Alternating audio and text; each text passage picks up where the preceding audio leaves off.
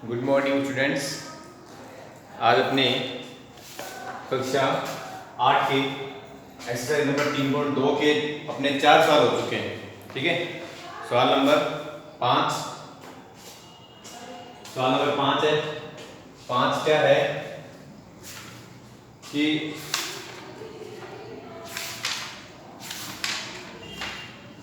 देखो, क्या एक ऐसा समबाहुभुज संभव है जिसके प्रत्येक बाह्य कोण क्या हो 22 डिग्री के हो। ठीक है, प्रत्येक बाह्य कोण कितना है? प्रत्येक बाह्य कोण कितना दे रखा है? 22 डिग्री का।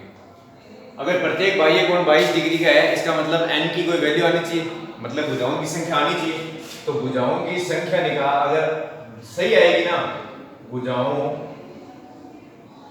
की संख्या अगर एक धनात्मक पूर्णांक संख्या आएगी, सन 360 बटे में प्रत्येक 22 कोण का मान, ये फॉर्मूला हो गया। ठीक है, 360 बटे में प्रत्येक 22 कोण का मान। 360 में 22 का भाग दे दो। अगर भाग जा रहा है पूरा पूरा, n कोई नंबर आ रहा है धनात्मक, कोई पूर्णांक आ रहा है, जैसे मान लो हल करने पे मान लो आ गया 10, तो 22 इसका है। अब आप इसमें भाग करके देखोगे ना तो ये जाएगा नहीं, 11 ये हो गए 180। ठीक है, अब 180 में क्या दो, 11 का भाग दो, 11 एकम 11 बच गए 7, 70, 11 छिके 66 बच गए 4 पॉइंट, फिर क्या आ गया 4 बच गए 0, 3 आ जाएगा 33। ठीक है, फिर बच गए 7, 33 में से जाएंगे 33 है ना, तो 7 बच जाएंगे, 7 बच जाएंगे तो 66। 16 पॉइंट मतलब n क्या आ रहा है 16.36, या आगे जैसे चल रहा है खत्म ही नहीं हो रहा। तो इसका मतलब n का मान क्या नहीं आ रहा, एक धनात्मक पूर्णांक नहीं आ रहा। ठीक है, एक धनात्मक मतलब 360 में 22 का पूरा पूरा भाग नहीं जा रहा है, इसलिए प्रत्येक बाह्य कोण 22 डिग्री नहीं हो सकता। अगर भाग पूरा पूरा चला जाता तो n का मान अगर एक धनात्मक पूर्णांक आता, ठीक है, धनात्मक पूर्णांक आता तो ये इसका बाह्य कोण होता। अगर नहीं आ रहा है तो नहीं होगा। ठीक है, 22 डिग्री। अब कह रहे हैं क्या ये किसी समबाहुभुज के अंतःकोण भी हो सकता है? देखो, अगर ये बाह्य कोण नहीं है ना तो अंतःकोण भी नहीं हो सकता, क्योंकि अगर 22 में से 158 घटाएंगे आपका अंतःकोण कितना आएगा, प्रत्येक 158 डिग्री का। अब प्रत्येक 158 डिग्री का अंतःकोण आ गया 360 में, फिर आप भाग दोगे तो पूरा पूरा नहीं जाएगा, है ना। तो अगर ये 22 डिग्री यहाँ नहीं आ रहा है तो दूसरे में इसका पहला पार्ट है ये भी नहीं होगा, और दूसरा वो पार्ट उसको पूछ रहा है बी पे, बी पार्ट में क्या पूछ रहा है, क्या किसी समबाहुभुज के अंतःकोण हो सकता है? नहीं हो सकता, नहीं हो सकता, क्योंकि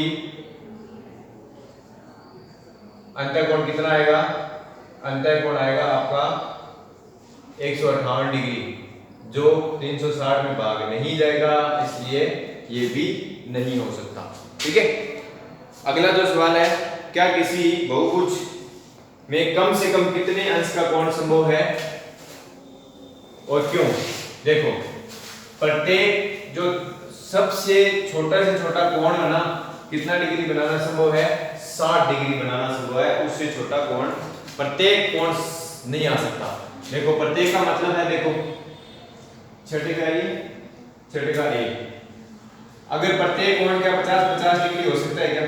देखो नहीं हो सकता। यहाँ 50 मैं रखूं, यहाँ 50 रखूं, यहाँ 50 रखूं, और एक कंडीशन लगनी चाहिए कि तीनों कोणों का योग कितना आना चाहिए, 180। सबसे छोटा आकृति बहुभुज, सबसे छोटी बहुभुज आकृति कौन सी होती है? त्रिभुज होती है, और त्रिभुज के तीनों कोणों का योग कितना होना चाहिए? 180। तो क्या इनको जोड़ने में 180 आ रहा है? नहीं आ रहा, तो नहीं हो सकती। इसका मतलब प्रत्येक जो 22 कोण का जो मान है वो क्या क्या हो सकता है, कम से कम क्या हो सकता है, 60 हो सकता है, 60 से नीचे नहीं हो सकता। क्यों नहीं हो सकता? क्योंकि अगर उनके बहुभुज के अंतःकोणों का योगफल निकालें वो उसके समान आना चाहिए। भुजाएं कितनी है? 3, तो 3 × 60 हो जाएगा 180। ठीक है, तो ये नहीं हो सकता, क्योंकि प्रत्येक, अब वो प्रत्येक कितना होना चाहिए, कम से कम कितना होगा, प्रत्येक अंतःकोण कम से कम 60 डिग्री होगा, बस, इससे अलावा नहीं होगा। ठीक है, क्योंकि वरना अगर आएगा तो वो 180 इनका टोटल नहीं आएगा, और 180 टोटल नहीं आएगा तो वो बहुभुज होएगा नहीं फिर। ठीक है, दूसरा है बी इसका, किसी समबहुभुज में अधिक से अधिक कितने अंश का बाह्य कोण बन सकता है। देखो कम से कम 60 का बन सकता है ना, तो बाह्य कोण कितने का बनेगा, 180 में से 60 घटा दो, कम अधिक से अधिक कितने डिग्री का बन सकता है बाह्य कोण। प्रत्येक मान 120 डिग्री से ऊपर का मान नहीं बनेगा, तो प्रत्येक बाह्य कोण अधिक से अधिक कितना आ सकता है, 120 डिग्री आ सकता है, उसके अलावा नहीं आ, 121 भी नहीं आ सकता। ठीक है ना, तो ये हो गया आपका 3 पॉइंट तो आपकी कंप्लीट हो गई है। अब आ गई आपकी 3 जो प्रश्नावली है, ठीक है, उसमें क्या है आपको बताना है कि कितने प्रकार के चतुर्भुज होते हैं, उसके बारे में मैं थोड़ा सा आपको बता देता हूँ आज, बाकी अपने ट्यूशन 3.3 के अगली एक्सरसाइज में करेंगे। ठीक है, देखो क्या था कि समलंब चतुर्भुज है। ठीक है, समलंब चतुर्भुज है।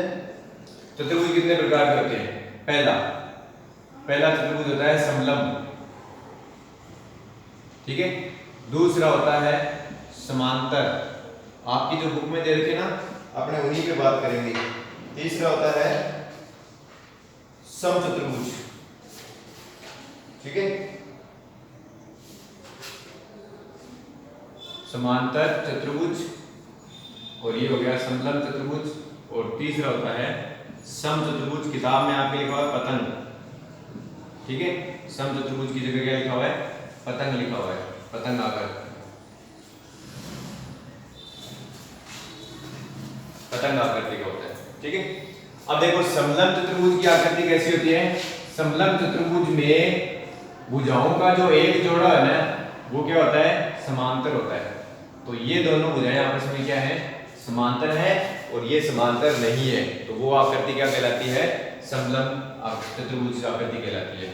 समांतर चतुर्भुज जिसमें सम्मुख भुजाएं समान और समांतर दोनों होती हैं।